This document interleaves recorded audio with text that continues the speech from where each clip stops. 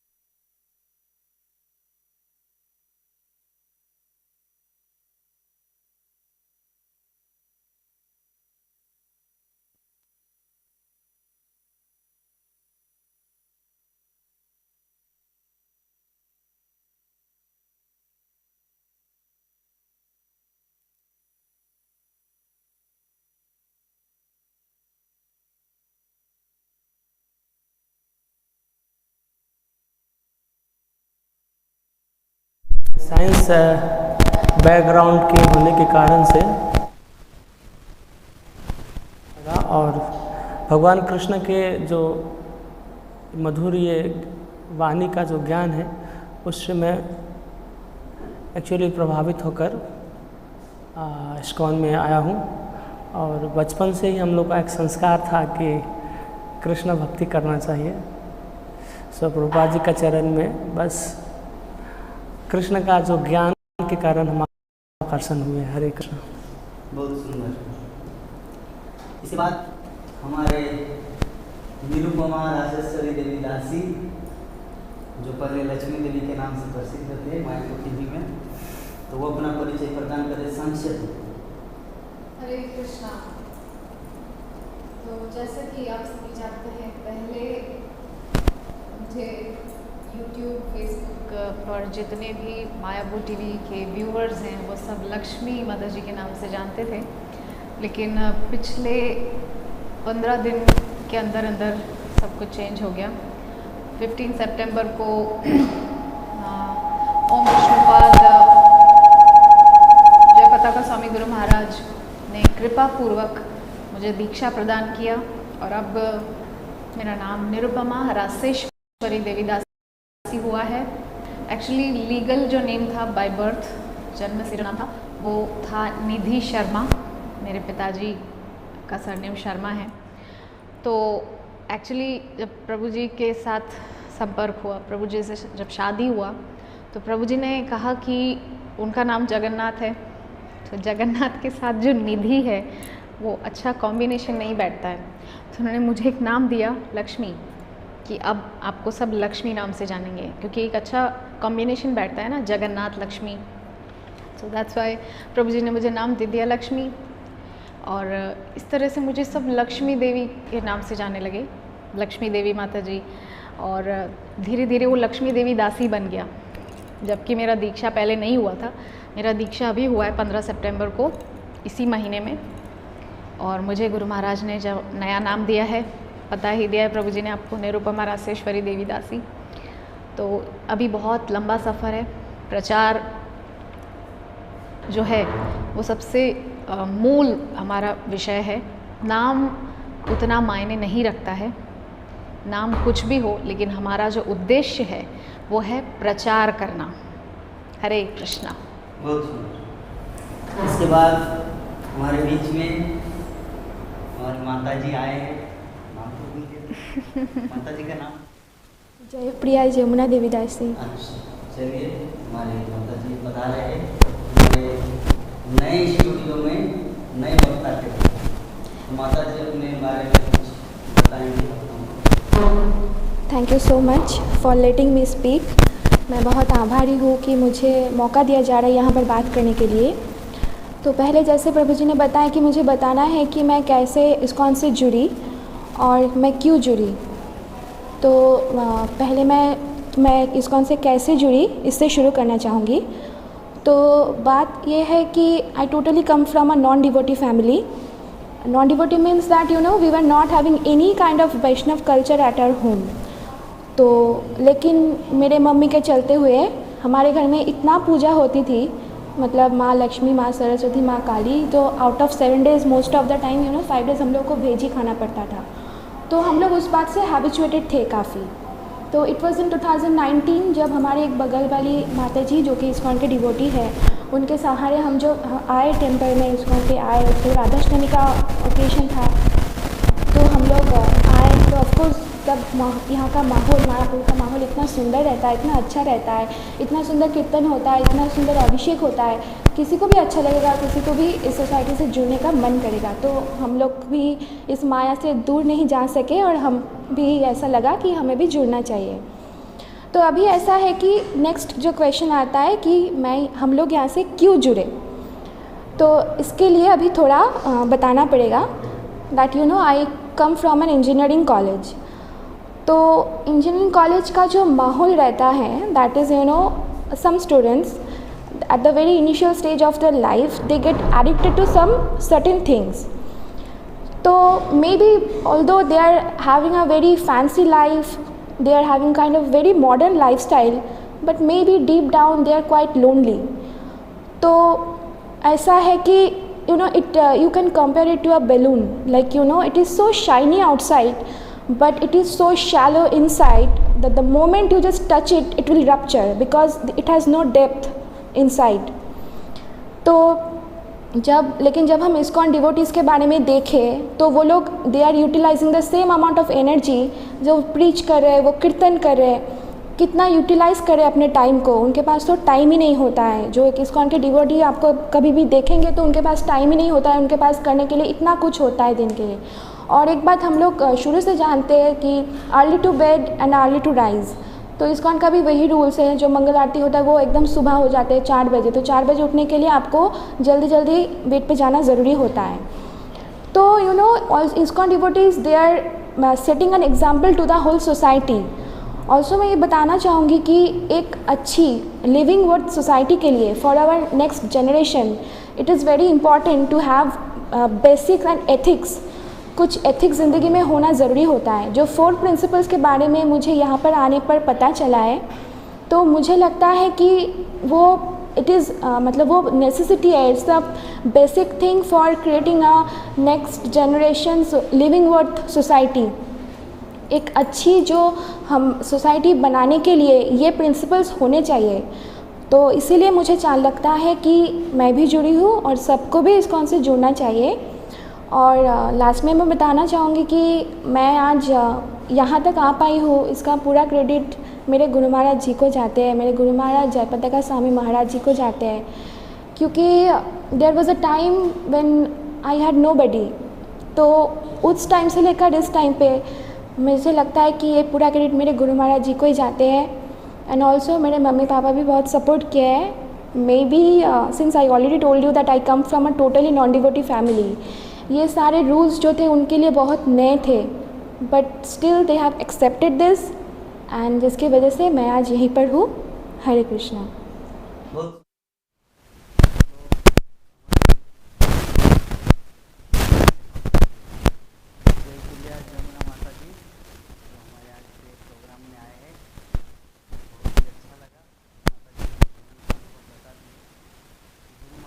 कृपा, गुरुदेव की कृपा के बिना कोई भी जीवन में नहीं आ पाता।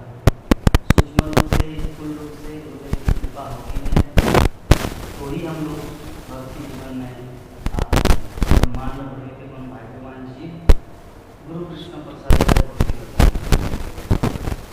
और यही हम सभी के जीवन में हो सकता है। कोई भी बोलते नहीं मेरा दीक्षा तो अभी हुआ, मैं तो 2008 से इस्कॉन से जुड़ी। यस, बट स्टिल गुरुदेव की कृपा है सूक्ष्म रूप से, तभी वो इस स्थान पे आए।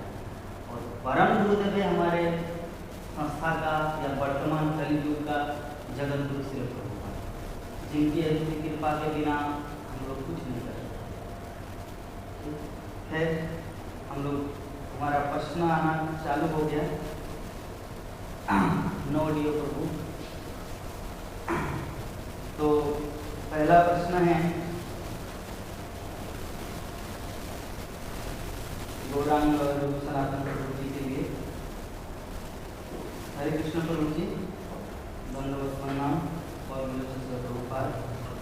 Sometimes we feel so spiritually low through we are chanting our rounds and also involved in deity seva and other seva. Why to overcome ourselves in such situations to make ourselves spiritually energetic? अभी question है। माता जी बोलना चाह रहे कि जब हम विग्रह की सेवा में लगे रहते हैं तब मुझे आध्यात्मिक शक्ति मिलती है, और जब करके अपना राउंड को पूरा कर देते हैं स्पिरिचुअली लो। रुकिए, sometimes we feel so spiritually low. हम लोग कभी कभी बहुत ज़्यादा आध्यात्मिक रूप से अपने आप को पतित महसूस करते हैं। यद्यपि हम लोग अपने राउंड्स भी जब कर रहे हैं, हम लोग विग्रह सेवा भी कर रहे हैं, तो हाउ टू ओवरकम, हम लोग अपने आप को इस सब से कैसे बाहर निकालें और कैसे अपने आप को आध्यात्मिक शक्ति से और ज़्यादा जोड़ें। माता जी का नाम है देवयानी देवीदासी, माता जी नेपाल से है। प्रभु जी आप करिए। माता जी बोलिए। मैं ही बताऊँ? अच्छा, हरे कृष्णा। तो देवयानी माता जी, बहुत बहुत धन्यवाद इतना सुंदर प्रश्न पूछने के लिए। देखिए, ये केवल आपकी समस्या नहीं है, ये हर उस व्यक्ति विशेष की समस्या है जो भक्ति जीवन में पदार्पण करता है। और सिर्फ भक्ति जीवन की ही बात नहीं है, आप किसी भी क्षेत्र में देख लीजिए। आप जब शुरुआत करते हैं तब आपके अंदर बहुत उत्साह रहता है, हाँ, लेकिन जब आप डीप में जाते हैं, थोड़ा और गहराई में जाते हैं, तब आपके अंदर जो है थोड़ा सा इंथुजियाज़म की कमी होने लग जाती है। फॉर एग्ज़ाम्पल, एक व्यक्ति बहुत एक्साइटेड था कि चलो मैंने एंट्रेंस क्लियर कर लिया, मेरे को कैंपस में ही मेरी वो हो गया, जॉब फाइनलाइज हो गई, मेरे को एक बहुत बड़ी कंपनी में मेरे को जॉब ऑफर हो गया, बहुत बड़ा पैकेज मिल गया है, एवरीथिंग, एंड बहुत एक्साइटेड है, जॉब पे भी लग गया, स्टार्ट कर दिया, बहुत एक्साइटमेंट है। लेकिन धीरे धीरे धीरे धीरे उसको ऊब आने लगती है उससे, ठीक है। लेकिन जब आपको भक्ति जीवन में भी ऐसा लग सकता है, लेकिन आपको क्या करना है, ऐसे भक्तों की संगत करना है जो सदैव उत्साह से परिपूर्ण रहते हैं। क्योंकि मेरा अपना एक्सपीरियंस है, आप जैसे भक्तों की संगत करेंगे ना, आपके अंदर वैसे वैसे गुण आते जाएंगे। आप मंगल आरती में जाने वाले भक्तों की संगत कीजिए, आपके अंदर मंगल आरती में जाने के गुण आ जाएंगे। आपकी इच्छा ही नहीं होगी कि आप एक दिन भी मिस करो। आप माता जी हैं, मैं जानती हूँ माता जी लोगों को पीरियड्स वगैरह भी होता है, ठीक है, लेकिन आप तब भी नहीं सोचोगे कि मैं मंगल आरती को छोड़ूं, आप तब भी जाना चाहोगे। तो सबसे पहली चीज़ ये है, आपने कहा कि हम अपने राउंड्स भी कर रहे हैं, डीटी सर्विस सेवा भी कर रहे हैं, एवरीथिंग, तो कैसे अपने आप को इस सब से बाहर निकाला जाए। मतलब जो आप पतित अपने आप को महसूस कर रहे हैं या थोड़ा डाउन आप महसूस कर रहे हैं कि एनर्जी उतना आ नहीं रहा है, तो आप ऐसे लोगों की संगत कीजिए जिससे आपकी एनर्जी इंक्रीज़ हो। क्योंकि सिंपल सा एक लॉजिक है, एक व्यक्ति है जिसको कोई एक कला सीखनी है, ठीक है, तो जो कला उसको सीखनी है तो वो ऐसे व्यक्ति विशेष के पास जाएगा जिसको वो कला अच्छे से आती हो, जो उसमें बहुत ही निपुण हो, बहुत ही उसमें एक्सपर्टाइज उसको प्राप्त हो चुका हो, ठीक है। तो ऐसे लोगों की संगत वो व्यक्ति करता है तो उसको वो कला, वो आर्ट आ जाती है। सिमिलरली आपको इंथुजियाज़म चाहिए भक्ति में, तो इंथुजियाज़म के लिए आप ऐसे भक्तों का संगत कीजिए जो सब समय इंथुजियाज़म से भरे रहते हों। कुछ भी सेवा दे दो, क्या आई एम रेडी, कुछ भी सेवा दे दो, तैयार रहते हैं सब समय। तो ऐसे भक्तों की संगत कीजिए। एट द सेम टाइम निष्ठा रखिए। देखिए भक्ति में बहुत इम्पॉर्टेंट चीज़ है निष्ठा। और ओम विष्णुपाद भक्ति चारू स्वामी गुरु महाराज हमेशा एक बात बोलते थे, कुछ भी हो जाए इस्कॉन छोड़ के मत जाना और भक्ति जीवन को कभी मत त्यागना, क्योंकि आप बहुत बुरे फंस जाओगे और आप मतलब उठ नहीं पाओगे कभी भी उस स्थिति से, ठीक है।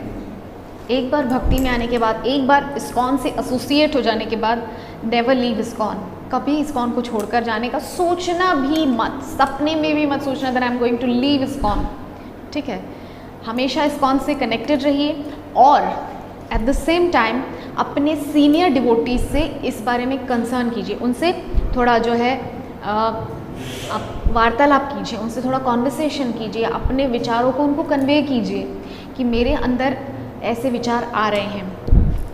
एक्चुअली जो क्लोज डिवोटीज़ होंगे ना आपके, वो आपको और अच्छे से बता सकते हैं, क्योंकि वो दिन रात आपको ऑब्जर्व कर रहे होते हैं, आपके साथ रह रहे होते हैं। तो ऐसे डिवोटीज़ को आप अपनी प्रॉब्लम्स शेयर करेंगे ना, तो वो और अच्छा वहाँ पर आपको बता सकेंगे कि how to overcome these kind of situations, ठीक है।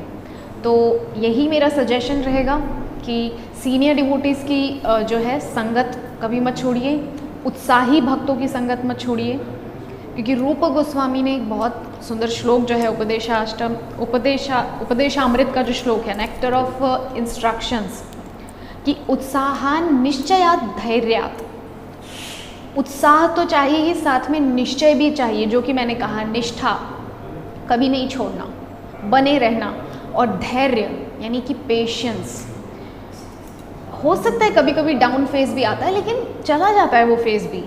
ऐसा समय हमेशा नहीं रहता कि आप सब समय डाउन फेज में रहेंगे, कभी कभी आप बढ़ भी जाएंगे आगे। तो आप अच्छे से भक्तों का संगत कीजिए, आप ज़रूर इम्प्रूव करेंगे, भक्ति आपकी बढ़ेगी। And I will pray to lord Nrisimhadeva, जो कि भक्ति विघ्न विनाशक हैं, कि वो सभी अपने भक्तों को भक्ति में आगे बढ़ने की प्रेरणा देते रहें और सबकी भक्ति में आने वाले विघ्नों को दूर करें। हरे कृष्णा। बहुत सुंदर। मैं कुछ ऐड करना चाहती हूँ। या प्लीज़, माता जी कुछ ऐड करना चाहते हैं? To add something. ओके, तो मैं इसका उत्तर ऐसे देना चाहूँगी। देखिए गीता में एक श्लोक है, तेषां सतत जुक्तानां भजतां प्रीतिपूर्वकं ददामि बुद्धि योगं तां जनो मामुपज्यांति ते। इसका क्या मतलब होता है? इसका मतलब होता है कि अगर तुम हमेशा मेरे बारे में सोच रहे हो, मेरी सेवा कर रहे हो, तो तुम हमेशा मुझ में रहती हो और मैं भी तुमको, वो भक्त जो है वो मेरे भी बहुत क्लोज़ है। तो देखिए ये जो युग है ये है कलयुग, ठीक है। तो कलयुग में आप भगवान के इतना पास चले जाएंगे तो ऑफ कोर्स आपका कोई एक बैक फोर्स तो होगा। कलयुग मतलब जो कली है वो आपको हमेशा पीछे खींचना चाहेंगे, क्योंकि आप भगवान के नज़दीक जा रहे हैं। लेकिन इसमें से आपको मतलब इसमें हमेशा आपको मन में रखना चाहिए कि अगर ये आपकी कठिन परीक्षा हो रही है, यही टाइम है जो आप भगवान को और ज़्यादा इम्प्रेस कर सकते हैं। जो ये कलयुग है, कलयुग कुछ भी करने से आपको पहले रोकेगा, वो आपके जो हर एक काम पे बाधा देने की कोशिश करेंगे। लेकिन आप ये बात याद रखिए, आप गीता पढ़िए, उसमें साफ साफ भगवान ने ये ऑलरेडी बताए हैं कि जो मेरे बारे में सोच रहे, मेरे ही काम करे, वो मेरे सबसे प्रिय है। तो अगर आप भगवान के प्रिय है, आप उनके बारे में सोचते रहिए, तो वो हमेशा आपको राह देंगे। आप उनके प्रिय हैं, चाहे कली देवता आपको कितना भी पीछे, मतलब आपको पीछे खींचने की कोशिश करे, लेकिन आपको हार नहीं मानना चाहिए। भगवान जी जो हैं, आप उनके बारे में सोचते रहिए, तो एक दिन कली देवता भी वो हार मान जाएंगे, और आपका जो आप लो हो जा रहे हैं, वो आपका जो एनर्जी है वो डबल हो जाएगा। हरे कृष्णा। बहुत सुंदर। तो हमारे माता जी ऐड करके चीज़ को पूरा किए, कैसे हम लोग को भक्ति में सर्वदा इंस्पायर अर्थात प्रेरित रहना, हमारा लो ना हो, सर्वदा एक मोटिवेशन बनी रहे कि मुझे इसी जीवन में भक्ति करना है, शुद्ध भक्ति प्राप्त करके भगवान के धाम को जाना है। तो ये सब जैसे निरुपमा रासेश्वरी बताए कि हम लोग को ऐसे भक्तों का संग करना है, जो भक्त मंगल आरती जाते हैं, हाँ, उसका संग करना है, और जो अच्छा जप करता है उसका संग करना है, तो अच्छा जप होगा। तो इस प्रकार हम लोग देखते हैं कि अच्छे भक्तों का संग करने से सब कुछ संभव है।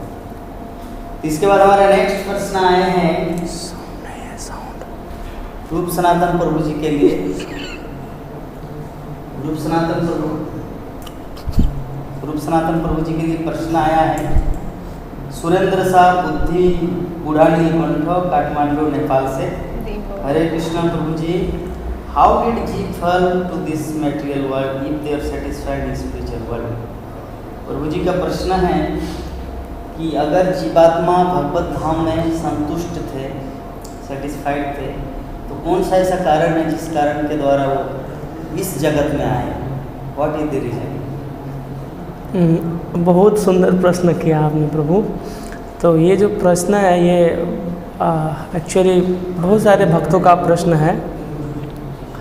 ये प्रश्न एक्चुअली महाप्रभु से भी किसी भक्त ने किया था कि जीवात्मा इस मृत्यु लोक में कैसे आए, अगर वो पूर्ण रूप से अगर सेटिस्फैक्शन है भगवान के धाम में, तो फिर हम लोग इधर आने का वजह क्या है। तो इसका हम उत्तर भी आपको बताएंगे, लेकिन इससे पहले एक आपको चीज़ समझाना चाहता हूँ कि जब घर में आग लग जाता है तो हमें ये पता नहीं करना है कि आग कौन लगाया है, पहले हमें निकल कर भागना है वहाँ से, और फिर बाहर निकल कर पता करें कि घर में आग कौन लगाया है। तो ये संसार, ये जो संसार है, ये दावा अग्नि में जल रहे हैं हम सब जीवात्मा, संसार धावा न ललित लोक। तो पहले तो करना है हमें इस संसार से बाहर निकलना है, क्योंकि अगर आप प्रश्न करते रह जाएंगे कि आग कौन लगाया, आग कौन लगाया, तब तक आप जल के नाश हो जाएंगे। पहले बाहर निकलिए और फिर खुद पता चल जाएगा कि हाँ आग किसने लगाया। इस तरह हम यहाँ कैसे आए ये पूर्ण रूप से अभी हमको पता नहीं चल पाएगा कि हम इधर क्यों आए हैं। आप फिर वहाँ पे जाओगे आध्यात्मिक जगत में, वैकुंठ में, गोलोक वृंदावन में, तो आपको ऑटोमेटिक पता हो जाएगा कि हम किस कारण से आए हैं। लेकिन फिर भी शिला प्रभुपाद जो है हमारे गुरुदेव बताते हैं, वो हमेशा उनका प्रवचन में मैं सुना हूँ कि प्रभुपाद जी कोट करते हैं, इच्छा द्वेष समुत्थेन द्वंद्व मोहेन भारत सर्वभूतानि सम्मोह सर्गयन्ति परंतप। कि एक्चुअली इच्छा और द्वेष जो है सर्गयन्ति परंतप, ये सर्ग जो है, ये पृथ्वी के जो लोग हैं, सर्ग सृष्टि, द्वेष और इच्छा के कारण हम लोग यहाँ पे आए हैं। और सर्वभूतानि सम्मोह, और जितना भी जीवात्मा है वो मोह में पड़ गया है, और द्वैत भाव के कारण से द्वंद्व कर रहा है। कभी खुशी होता है, कभी रोता है, कभी हंसता है। मतलब इस संसार द्वंद्व है। इस संसार में कोई भी चीज़ एक नाश से नहीं होता है। तो हमें ये चीज़ ध्यान रखना है कि हम किसी कारणवश तो यहाँ आए हैं, भगवान से अपना मुख मोड़ लिए हैं। हाँ, अभी अपने मुखों को, अपने फेस को टर्न कर लिए हैं भगवान से। अब हमको ये करना है कि जो इस दावा अग्नि, संसार रूपी अग्नि जहाँ जल रहा है वहाँ से निकल कर बाहर जाना है और फिर आपको पता चल जाएगा। ठीक है, हरे कृष्णा। बहुत सुंदर प्रश्न था कि किस प्रकार हम लोग इस भगवत धाम में इतना सब कुछ होने के बावजूद भी, भगवत धाम में क्या नहीं है, सब कुछ है, खाने के लिए, पीने के लिए, रहने के लिए, एवरीथिंग सब कुछ है। वहाँ पे एक चीज़ नहीं रहता और वो है खुद को मालिक समझना, क्योंकि भगवत धाम में हम सभी दास हैं, जीवे सब कोई कृष्ण नित्य दास। लेकिन कभी कभी मन में से ख्याल आता है कि यार कृष्ण ही अकेले गोपियों के साथ रासलीला करेंगे, मैं क्यों नहीं, मेरे पास किस चीज़ का मतलब क्या कमी है मेरे अंदर। तो भगवान तो सर्व अंतर्यामी है, वो जानते हैं कि ऐसी बात है, इनके हृदय में मेरी जैसे बनने की इच्छा, चलो आपको भेज देते हैं, एक राजा बन जाओ भौतिक जगत में, और राजा बनने के बाद बहुत सारे रानियों से शादी करो, चित्रकेतु महाराज की तरह 1 लाख स्त्रियों के साथ शादी करो, फिर एक दिन हताशा होगा, इतना सारा रानी के साथ शादी करने के बावजूद भी एक लड़का नहीं। ठीक, तो ये मेटेरियल वर्ल्ड है, यहाँ पे असंतुष्टि दिखता है उधर से, यहाँ पे कुछ है, लेकिन सच्चाई ये नहीं। भगवत धाम में हम लोग को संतुष्ट होना चाहिए, लेकिन ज्ञान भी है, सब कुछ है, फिर भी थोड़ा सा एक बार ट्राई करने के लिए भगवान भेज देते हैं। ठीक है, आपकी जब इच्छा है कि क्यों, जैसे कुछ ऐसा होता है, कुछ आंसर जो है, क्वेश्चन का आंसर नहीं दिया जाता, उसको प्रैक्टिकली करके दिखाया जाता है। तो जैसे जीवात्मा के हृदय में इच्छा है कि मैं रासलीला करूँ, गोपियों के साथ हीरो बनूँ, वो हीरोइन बनेंगे, तो भावना रहते हृदय में, तो भगवान उनको आके समझाते ना, अरे तुम जीव हो, मैं भगवान हूँ, भगवान उसको समझाते नहीं। कुछ चीज़ है ना, भगवान प्रश्न का उत्तर नहीं देती, उत्तर के बदले वो क्या देते हैं, पूरा प्रैक्टिकल लाइफ जाओ, प्रैक्टिकली करके देखो क्या मजा है, क्या दुख, कितना दुख मिलेगा। तो जैसे रतन टाटा जो हमारे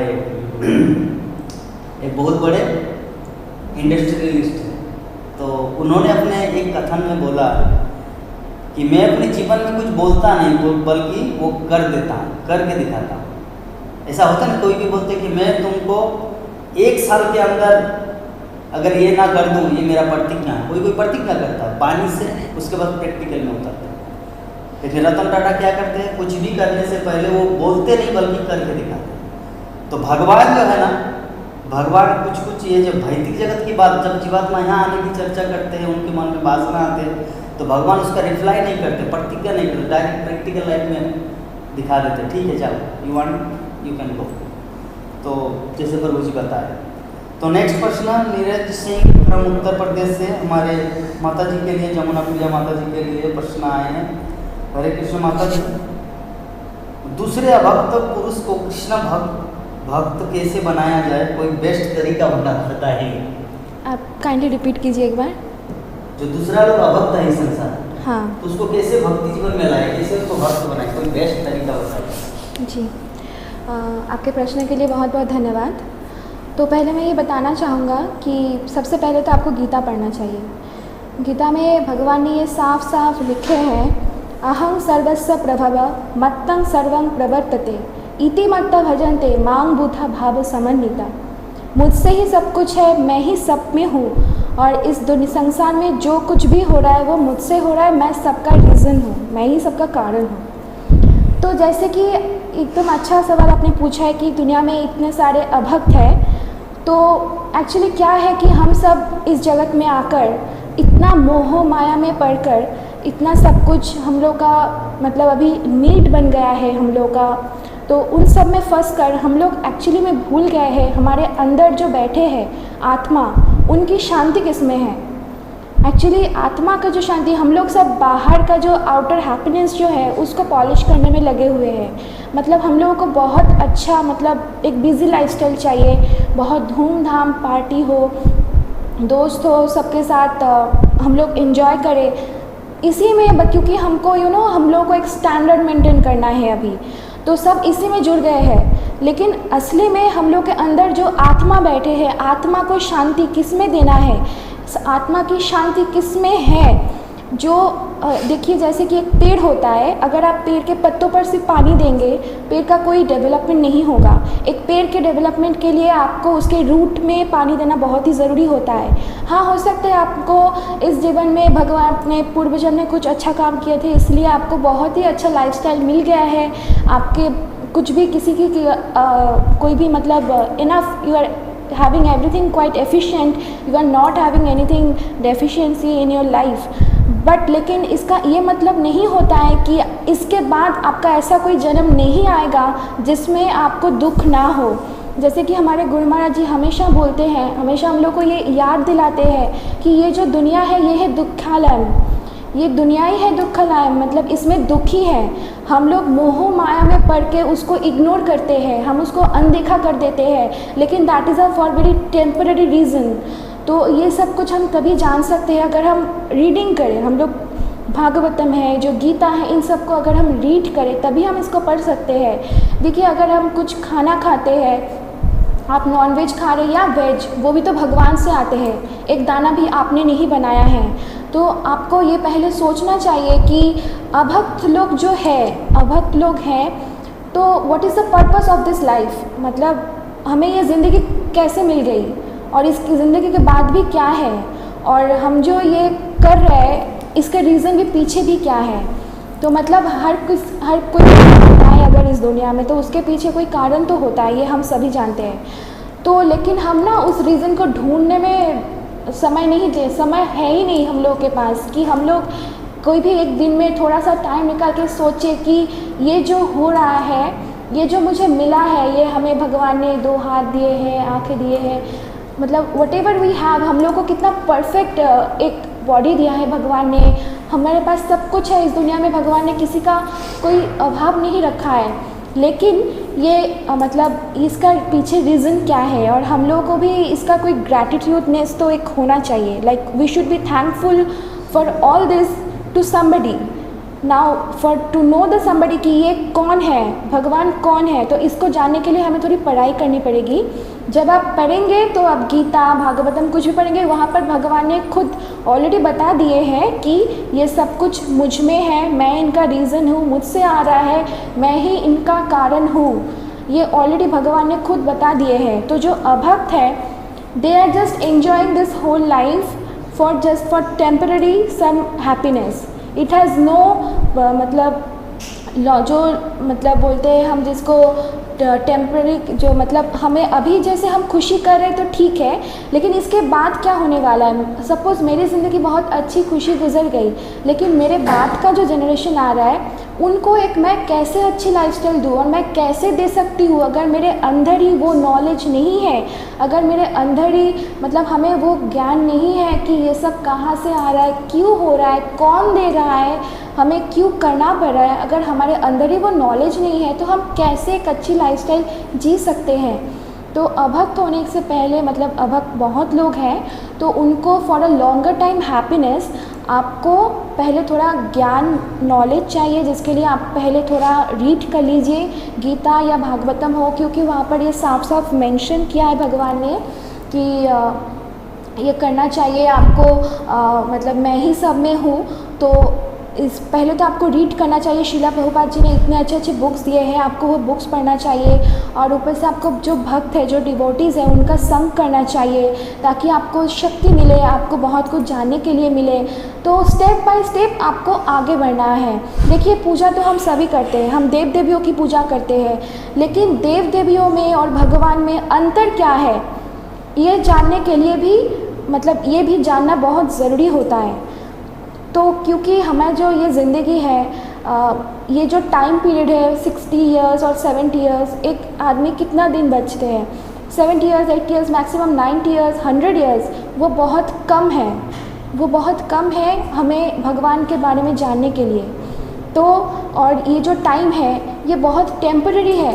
एक दिन आज हम बहुत ही मज़े कर रहे हैं अपने दोस्तों के साथ, हम लोग बहुत ही ऐश कर रहे हैं, बहुत ही ऐश, हम लोग की ज़िंदगी में कोई कमी नहीं है, ऐसी लाइफस्टाइल है, लेकिन हमने किसी ने फ्यूचर नहीं देखा है, भविष्य में क्या हो सकता है हमें से कोई नहीं बता सकता है। अभी भी हम जब कोई भी डेंजर या हमारी ज़िंदगी में कुछ भी विपदजनक कुछ भी होता है, हम पहले भगवान के ही नाम लेते हैं। तो क्यों हम भगवान के नाम तभी ले रहे हैं, तो हम हमेशा के लिए अगर ले, उसमें कोई बुराई तो नहीं हो सकता है। इतना विश्वास हम लोग के अंदर रहना चाहिए, इतना विश्वास हम सबको भगवान के ऊपर करना चाहिए। तो तभी हम लोग एक अभक्त से भक्ति जीवन में आ सकते हैं। तो और फिर मैं इसको ख़त्म करते हुए मैं यही बताना चाहूँगी कि पहले हमको इनर पीस जो होता है उसके ऊपर थोड़ा सा ध्यान देना चाहिए।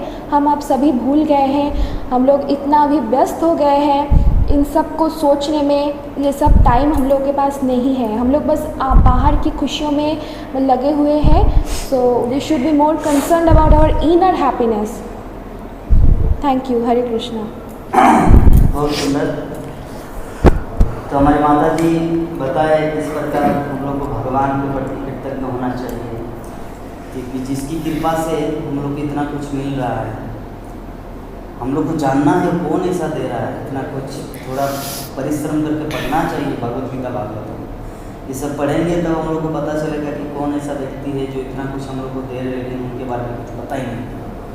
हाँ, तो थैंक्स अर्थात भगवान को कृतज्ञ, उनके प्रति कृतज्ञ होना कि हे प्रभु आप हमें इतना सब कुछ दे, लेकिन मैं आपके लिए कुछ भी नहीं कर पाता। इसलिए भक्ति जीवन ऐसे शुरू करना है। तो प्रश्न इस प्रकार था कि जो अभक्त है उसको कैसे भक्त बनाया जाए। तो अभक्त कैसे बनाया जाए, इसके लिए जिस माता जी बताए कि पहले तो भगवत गीता उनको पढ़ाना है। जे न कर्म प्रकार न भगवत गीता, या तो डर के मारे पढ़ाना है। डर के बारे में जैसे अरे जानते हैं भगवत गीता में ऐसा कुछ है ना, अगर सारी दुनिया के ग्रंथ नहीं पढ़ेंगे लेकिन भगवत गीता एक पेज पढ़ेंगे तो आपके पास इतना ज्ञान आएगा। झूठ बोलना है, झूठ नहीं, ये तो सच है। भगवत गीता के पास जो, लेकिन उनको इसे सुनाना है, बोलना है, ताकि उनको प्रेरणा प्राप्त हो भगवत गीता पढ़ के।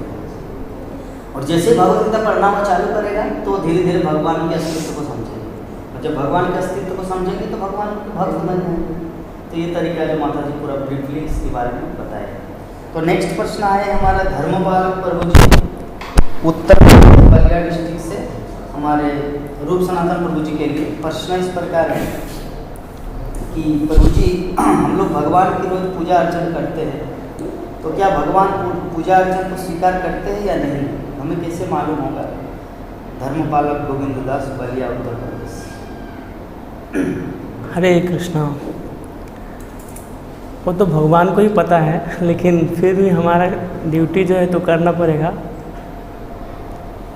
आपको भी पता चलेगा। तो एक प्रकार का सेवा करने से हमें भी एक सुख और आनंद का अनुभूति होता है। जैसे मान लीजिए भक्ति का 9 अंग है ना, श्रवण, कीर्तन, स्मरण, वंदन, पाद सेवनम, अर्चनम, वंदनम, दास्यम, साख्यम, आत्मा निवेदन। हाँ, तो ये अर्चन विधि जो है ये सबसे सुंदर विधि है, जिसे हम भगवान को श्रृंगारना, उनका नैवेद्य इत्यादि के माध्यम से हम उनका सेवा करने का प्रयास करते हैं। तो जिस तरह ये 9 अंगों में से किसी भी अंग को अगर आप अपने जीवन में लेकर ठाकुर कृष्ण को सेवा कर रहे हैं तो हमें भी एक किस्म का आनंद का अनुभूति होता है। जैसे हम हरे कृष्ण महामंत्र अगर कर रहे हैं तो हमें एक आनंद का अनुभूति होता है। अगर आपका सेवा में आनंद का अनुभूति नहीं हो रहा है तो कुछ ना कुछ कमी है आपका सेवा में। तो सेवा से ही वास्तव में जो है हमें पता चलता है कि हम सेवा करने से हमको कितना सेटिस्फैक्शन मिल रहा है। अगर आपको सेटिस्फैक्शन नहीं मिल रहा है तो अपने सीनियर प्रभु जी से, सीनियर भक्तों से हाँ सलाह लीजिए कि मैं क्या कुछ सेवा प्राप्त तो नहीं हो रहा है मेरे जीवन में, जिसके कारण से जो है हमें भगवान से एक प्रकार का रेसिप्रोकेशन और आदान प्रदान नहीं हो रहा है। ये चीज़ सूक्ष्म चीज़ है, हमें पता करना चाहिए। अगर सेवा कर रहे हैं फिर भी आनंद का अनुभूति नहीं हो रहा है तो कुछ न कुछ जो है आप अपने सेवा में त्रुटि कर रहे हैं। ठीक है प्रभु जी, हरे कृष्णा। बहुत सुंदर। तो जैसे हमारे सनातन प्रभु जी बताए, हरे कृष्णा, जैसे प्रश्न इस प्रकार था कि जो भगवान का पूजा अर्चन है भगवान का पूजा अर्चन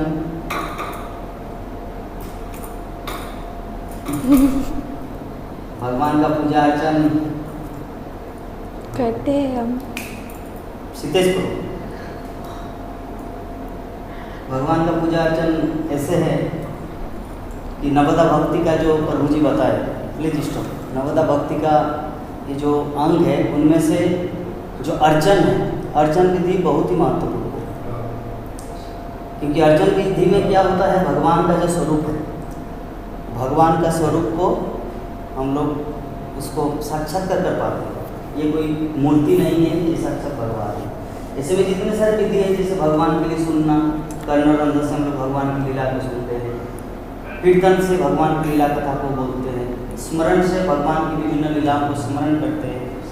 लेकिन अर्चन जो है ना, अर्चन से हम लोग डायरेक्ट भगवान को अपने हाथों से उनको सजाते हैं, नहलाते हैं, उनको खिलाते हैं, सुलाते हैं। ये बहुत ही महत्वपूर्ण अंग है, जिसके माध्यम से हम लोग सच में भगवान का प्रिय बनेंगे। और ये प्रैक्टिस है, क्योंकि जैसे कोई एक व्यक्ति कोई फिल्म बनाता है, कोई एक तो उससे पहले बहुत रिहर्सल करना पड़ता है, बहुत ट्रेनिंग देना पड़ता है, बहुत कुछ शूट करना पड़ता है, उसके बाद वो संपन्न होता है। तो उसी प्रकार जो अर्चन विधि है ना, भगवान श्री कृष्ण को प्राप्त करने का एक ट्रेनिंग है, अर्थात रिहर्सल है, जिसके माध्यम से हम लोग भगवान को प्राप्त कर सकते हैं। तो नेक्स्ट प्रश्न है हमारे निरुपमा राजेश्वरी देवी दासी। प्रश्न है, Hare Krishna, how do measure the growth in the practice of bhakti like other indexes used to measure the growth? I have now only one measure here, whether God is accepting my सेवा, प्रतीक मंडल बेंगलोर। तो प्रभु जी का प्रश्न ये है कि क्या ऐसा कोई थर्मामीटर है जिसके माध्यम से हम लोग उसको नाप सके? जैसे किसी का बुखार आता है तो उसके लिए थर्मामीटर है, अगर किसी का कैंसर होता है तो उसके लिए भी कुछ ना कुछ ऐसे मशीन के द्वारा वो उसका मेजर कर सकते हैं, उनका तापमान कैसा है, लाइक दैट। तो क्या भक्ति को नापने का कोई यंत्र है कि मैं कितना भक्ति में उन्नत हूँ, या मेरी सेवा से भगवान उसको स्वीकार कर ले कि नहीं? तो इसको कैसे पहचानें? हरे कृष्णा, व्हाट्स नेम? प्रदीप मंडल, बेंगलोर। प्रदीप प्रभु जी, ओके। देखिए, आपका क्वेश्चन जो है सिमिलरली अभी जो हमारे प्रभु जी रूप सनातन प्रभु जी जिस क्वेश्चन को आंसर किए, उसी का एक एडवांस्ड वर्जन आपने पूछा है उसी क्वेश्चन का, मैं उसी को एलैबोरेट करूँगी।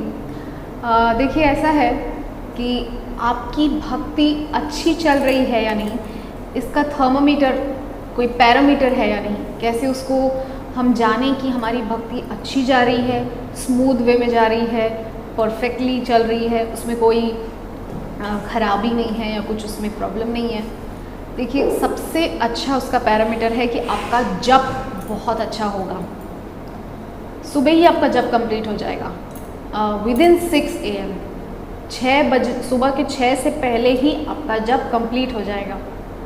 आप समझ लीजिएगा आपकी भक्ति अच्छी चल रही है। मतलब मैं ये नहीं कहना चाह रही हूँ कि सिर्फ वही एक पैरामीटर है, ये एक पैरामीटर है, हो सकता है और भी है इसके अलावा कि आप जो भी हमारे प्रोग्राम्स जो डिवोटी लोगों के लिए श्रील प्रभुपाद ने दिए हैं, या हमारे आचार्य ने दिए हैं, या जो भी हमारे गुरु परंपरा ने जो हमको दिए हैं, या अभी जो वर्तमान में जो गुरु ग्रंथ है, जो हमको उन्होंने शेड्यूल जो दिया है कि एक डिवोटी को ये शेड्यूल फॉलो करना चाहिए, बुक रीडिंग करना चाहिए, etcetera etcetera. Eight the same time preaching भी करनी चाहिए।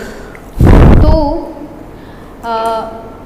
ओम विष्णुपाद भक्ति शारू स्वामी गुरु महाराज हमेशा एक बात बोलते थे कि इस दुनिया में जानते हैं सबसे बड़ा आनंद क्या है? तो किसी ने बोला कि ब्रह्मानंद, यानी कि ब्रह्म की अनुभूति हो जाना ही सबसे बड़ा आनंद है, परमानंद। लेकिन वहाँ पर गुरु महाराज ने बहुत सुंदर रिप्लाई किया कि सबसे बड़ा आनंद इस संसार में है प्रचार का आनंद। तो आप प्रचार कीजिए। तो प्रचार करने से जानते हैं क्या होगा? आपको अपने आप में इतना एनर्जाइज फील होगा कि आपकी वजह से कुछ लोगों को कुछ फ़ायदा हो रहा है, उनको एक अच्छा मार्ग मिल रहा है। क्योंकि ये जो हमारी परंपरा है, ये भजनानंदी परंपरा नहीं है, ये गोष्ठानंदी परंपरा है। और what is the difference between bhajanandi and goshthanandi? भजनानंदी है जो वृंदावन में देखते हैं हम, राधा कुंड श्याम कुंड पर बैठ करके भजन करते रहते हैं, रोते रहते हैं, हाँ कृष्ण हाँ राधे बोल करके। दिस इज़ कॉल्ड भजनानंदी, कि मेरे को मिला है, मैं अकेला ही खा करके संतुष्ट रहूँगा। लेकिन हमारा जो ये ब्रह्म मध्व रूपानुग गौड़ीय संप्रदाय है, हमारी जो रूपानुग परंपरा है, इसका क्या है? गोष्ठानंदी। हम लोग गोष्ठानंदी हैं। तो हम लोगों को जितना मिला है ना, उसको हमको बांटना है। आपने कहा कि हम कैसे जाने हमारी भक्ति बढ़ रही है? आपकी भक्ति तब बढ़ेगी जब आपको मिली हुई भक्ति को आप बांट देंगे। ठीक है, आपको जितनी जितनी भक्ति मिली है आज तक, आप जितना जप कर रहे हैं या जो भी आपको नॉलेज थोड़ा बहुत भी प्राप्त हुआ है, उसको आप जब डिस्ट्रीब्यूट कर देंगे, तब आप देखेंगे आपकी भक्ति ऑटोमेटिकली बढ़ रही है। आपको पता ही नहीं चलेगा, आपको अंदर से अनुभूति आएगी, बहुत सुंदर आपको अनुभूति आने लगेगी, बहुत एक इंथुजियास्टिक, आप मतलब आपका इंथुजियाज्म से भर जाएंगे आप पूरी तरह से। ठीक है, उत्साह से भर जाएंगे। प्रचार कीजिए, पैरामीटर वगैरह ये सब मत सोचिए कि मेरी भक्ति कितनी बढ़ रही है। ठीक है, ये सब में टाइम वेस्ट नहीं करना चाहिए भक्तों को कि मेरी भक्ति कितनी बढ़ रही है। हमको ये प्रयास करना चाहिए कि मेरे द्वारा यदि कोई भक्त बन जाए तो मेरी भक्ति की सार्थकता है। ठीक है, बहुत बार उदाहरण दे चुकी हूँ मैं कई, और मैंने भी दिया है, और इसके अलावा मेरे प्रभु जी भी कई बार क्लासेस में दे चुके हैं कि एक बच्चा रहता है मेले में भटका हुआ, ठीक है, तो अपने पिताजी से बिछड़ चुका है। तो एक व्यक्ति उसको मिलता है, वो क्या करता है, उसको कुछ खिला देता है। चलो बेटा आपको कुछ खिला देते हैं, आपके पिताजी नहीं मिल रहे, चलो आपको मैं कुछ खिला देता हूँ, चलिए आप क्या खाएंगे? बच्चे को खिला दिया, ठीक है। लेकिन एक व्यक्ति आया, अरे आप यहाँ क्या कर रहे हो बेटा? आपके पिताजी आपको वहाँ ढूंढ रहे हैं, चलो चलो चलो हम आपको लेकर चलते हैं। तो वो जो पिताजी के पास लेकर जाने वाला व्यक्ति है ना, वो ज़्यादा अच्छा लगेगा पिताजी को, न कि वो व्यक्ति जिसने बीच में रास्ते में मिलकर के कुछ खिला दिया बस। नहीं, पिताजी उस व्यक्ति का धन्यवाद व्यक्त करेंगे कि आपकी वजह से मुझे मेरा बिछड़ा हुआ बेटा मिल गया फिर से। सिमिलरली अगर आप चाहते हैं, आपका क्वेश्चन क्या है कि हमको कैसे पता चले हमारी भक्ति अच्छी हो रही है? भक्ति अच्छी होने का मतलब है भगवान आपसे प्रसन्न हो रहे हैं कि नहीं, ये कैसे हम जानेंगे? तो देखिए, भगवान आपसे प्रसन्न एक ही सूरत में हो सकते हैं। भगवान आपसे प्रसन्न एक ही कंडीशन में हो सकते हैं, वो ये है कि आप प्रचार कीजिए, जितना ज़्यादा हो सके प्रचार कीजिए, क्योंकि भगवान को यही चाहिए। एकमात्र दुख भगवान का जो है वो यही है कि मेरे प्यारे जीव इस भौतिक जगत में सड़ रहे हैं। ठीक है, सड़ रहे हैं हम लोग, यहाँ पे कोई खुश नहीं है। ओके, जैसे कि अभी माता जी ने कहा था, ये दुखालय है, या सुख दुख नाम का कोई वस्तु यहाँ पे होता नहीं है, ये सब दुखालय है। तो यहाँ पे हम लोग बहुत बुरी तरह से सड़ रहे हैं। तो इस सड़ने वाली जगह से जब हम लोग बाहर निकल के वापस अपने घर पहुँच जाएंगे, तो खुशी किसको सबसे ज़्यादा होगी? हमारे पिता को, यानी कि हमारे भगवान को होगी। तो भगवान को खुश कीजिए, आपकी भक्ति वैसे ही बढ़ जाएगी। ओके, हरे कृष्णा। बहुत सुंदर प्रश्न था। क्या प्रश्न था? कि भक्ति का पैरामीटर कैसे हम लोग समझेंगे कि हम भक्ति में कितना उन्नत है, कितना प्रगति कर रहे हैं। तो माता जी जो रिप्लाई किए कि हम लोग को ये नहीं ध्यान देना है कि भगवान कितना प्रसन्न हो रहे हैं, क्या कर रहे हैं, या मेरा भक्ति का जो तापमान है, भक्ति का जो मीटर कितना ऊपर उठ चुका है, बल्कि हम लोग को अपने भक्ति या भजन या जो भजनानंद ये मेंटलिटी त्याग करके गोष्ठानंदी मेंटलिटी, अर्थात दूसरे को कैसे हम भक्ति में लाए। हमको तो थोड़ा बहुत एटलीस्ट कृष्ण के बारे में पता चल गया, भगवत धाम जा सकते हैं, क्योंकि भगवान बोले जन्म कर्म चमेति कम में तत्तादेन पुनर्जन्म नैति मामेति सर्जुन। थोड़ा बहुत कृष्ण के बारे में पता है, मतलब भगवत धाम हम जा सकते हैं। अभी और झांकेंगे नहीं, पूरा कन्फर्म टिकट हुआ है कि नहीं देख लेते, भगवत धाम जाने का RSC तो नहीं है। अगर ऐसे उतना रिसर्च करते जाएंगे, this is not good business. हम सबको पूरी तरह से भगवान के प्रति शरणागत होना है, कृष्ण के प्रति, और ये समझ लेना है कि बाकी जितने सारी चीज़ें उनको कृष्ण के बारे में थोड़ा बहुत पता चला है कि नहीं, ठीक है, तो उनको कैसे भक्ति में लाए, तो ये काम करेंगे तो भगवान बहुत ज़्यादा प्रसन्न होंगे और वही व्यक्ति भगवान के धाम जा सकते हैं। क्योंकि भगवान भगवद गीता में बोले हैं 18 अध्याय में कि जयदम परमम गुह्यम, जयदम मतलब मेरे जो भगवद गीता का जो ज्ञान है, मेरे जो भगवत तत्व का ज्ञान है, मद भक्त सविधास, अर्थात मेरे भक्तों के सामने जो डिस्कस करता है, अर्थात दूसरों को बताते हैं, न च तस्मान् मनुष्येषु कश्चित् मां प्रियकृतम्, उससे बढ़कर इस संसार में कोई दूसरा प्रिय है ही नहीं। तो प्रिय बनने के लिए या भक्ति का थर्मामीटर बढ़ाने के लिए, जानने के लिए क्या करना है, प्रिय बनना है। प्रिय को कैसे, प्रिय कैसे बना जाए, प्रचार प्रसार करने के माध्यम से, ये है आपका थर्मामीटर। नेक्स्ट प्रश्न आए हमारे माता जी के लिए। प्रभु जी का नाम है मुरारी मोहन शर्मा।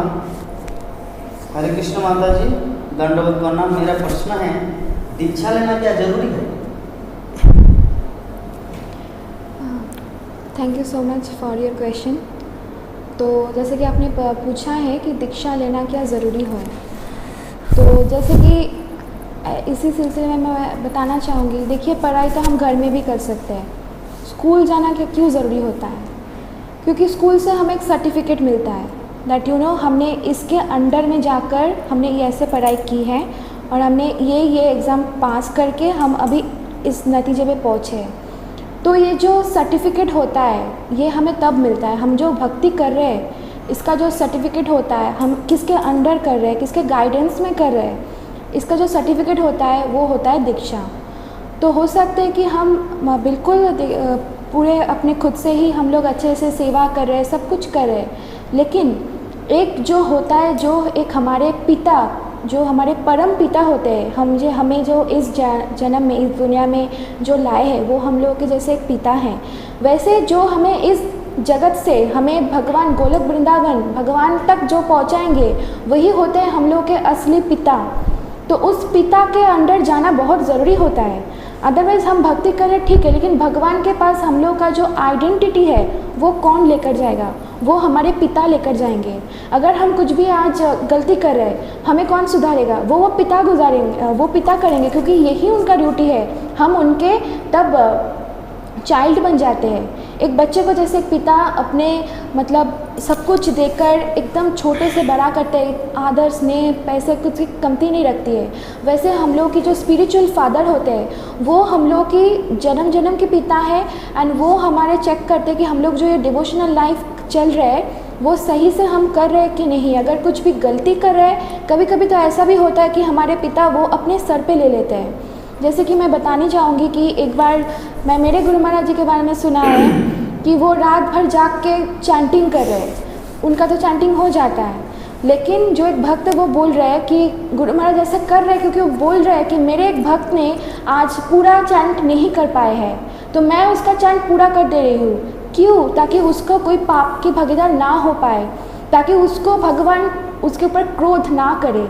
इसीलिए एक लाइन है कि अगर भगवान के आपके ऊपर क्रोध कर ले तो वो गुरु आपको बचा ले सकता है, लेकिन अगर आपने कभी भी अपने गुरु को मतलब अपने परम पिता को आपने कभी दुख दिए तो वो भगवान के आपको कभी माफ़ नहीं करेंगे। इतना इम्पोर्टेंट होता है एक परम पिता जो स्पिरिचुअल फादर होता है किसी की ज़िंदगी में, तो इट इज़ वेरी इंपॉर्टेंट। तो मैं यही बताना चाहूँगी कि इसीलिए दीक्षा इतना ज़रूरी होता है कि हाँ हम लोग कर रहे हैं, सब कुछ कर रहे हैं, हम खुद से भी मतलब सीख के कर रहे हैं, भगवान को संतुष्टि कर सकते हैं, लेकिन हमें इस जगत से लेकर जो असली भगवान के पास गोलोक वृंदावन तक हमारे पिता ही पहुंचा सकते हैं।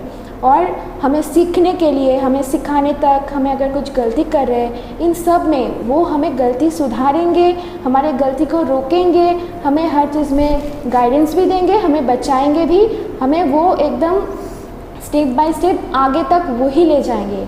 इसीलिए दीक्षा इतना इम्पॉर्टेंट है। हरे कृष्ण। बहुत सुंदर। तो माता जी इतना सुंदर तरीके से एग्जाम्पल दृष्टांत देके समझाए कि दीक्षा हम लोग को क्यों लेना चाहिए। भक्ति आप कर सकते हैं, घर में पढ़ाई कर सकते हैं, लेकिन वो सर्टिफिकेट नहीं मिलेगा जब तक आप स्कूल नहीं जाएंगे। स्कूल जब जाएंगे, जब टीचर आपके प्रति प्रसन्न होंगे कि आप एवरीडे आते हैं, स्कूल में पढ़ाई करते हैं, तो क्या होगा, टीचर आपको सर्टिफिकेट देंगे। वही सर्टिफिकेट का वैल्यू है कि आप पढ़ाई किए, है ना। जैसे मान लीजिए कोई भी काम करने के लिए यहाँ पे इस्कॉन में एडमिशन, इस्कॉन में ब्रह्मचारी आश्रम में आने के लिए भी आपको पढ़ाई की योग्यता होना चाहिए, एटलीस्ट मैट्रिक पास 10 क्लास।